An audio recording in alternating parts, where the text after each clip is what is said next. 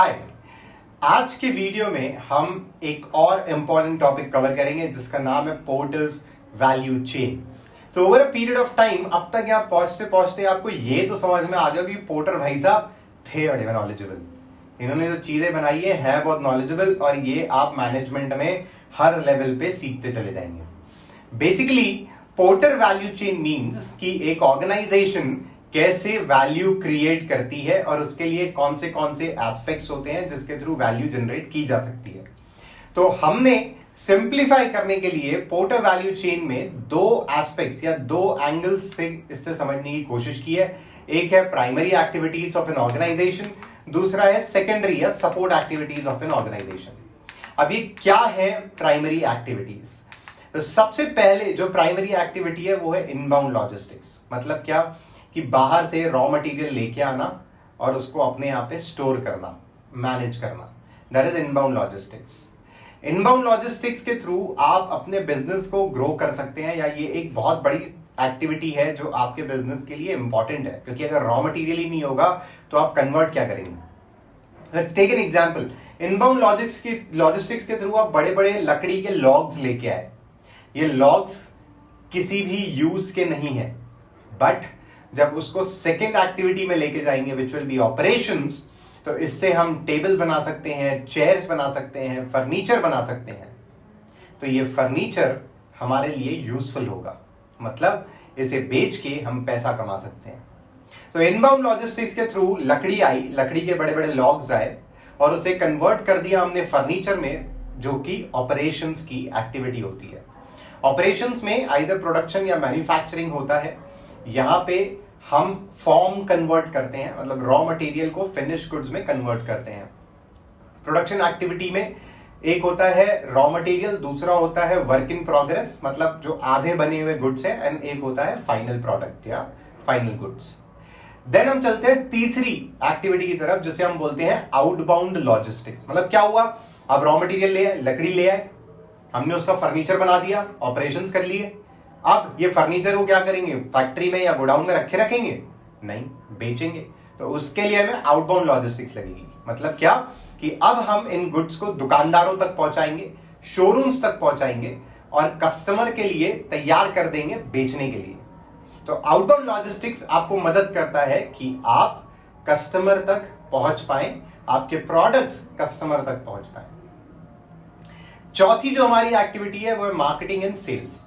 देखिए, आप बहुत बढ़िया प्रोडक्ट बनाते हैं, हाई क्वालिटी के हैं, प्राइसिंग भी बराबर है, पर बिकेगा तब जब अवेयरनेस होगी, कस्टमर उसे खरीदने के लिए इच्छुक होगा, कस्टमर को पता होगा कि ऐसा कोई ब्रांड या प्रोडक्ट एग्जिस्ट करता है।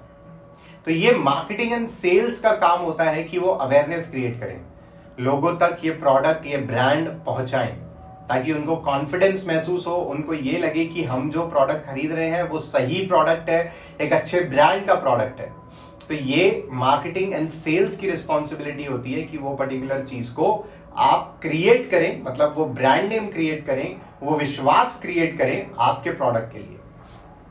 देन आता है हमारा पांचवा एक्टिविटी जिसे कहा जाता है सर्विस।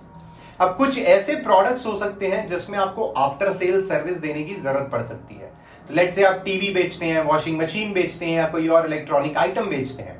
उसके लिए आपको कभी इंस्टॉलेशन देना पड़ता है, कभी खराब हो जाता है तो आफ्टर सेल सर्विस देनी पड़ती है। तो ये भी एक बहुत इंपॉर्टेंट एस्पेक्ट होता है जहां पे आप ये सर्विसेज लोगों को कितने जल्दी देते हैं, कितने क्विकली देते हैं, कितना ऑन टाइम देते हैं, कितने पैसों में देते हैं, किस तरीके से देते हैं, आपके जो सर्विस रिप्रेजेंटेटिव्स हैं वो कैसे बात करते हैं, कैसे रिप्रेजेंट करते हैं, ये बहुत मायना रखता है। तो ये तो हो गई इनबाउंड लॉजिस्टिक्स, या ये बोल लीजिए कि हमारे प्राइमरी एक्टिविटीज। अब हम चलते हैं हमारी सेकेंडरी एक्टिविटीज की तरफ, जो कि है फर्म का इंफ्रास्ट्रक्चर।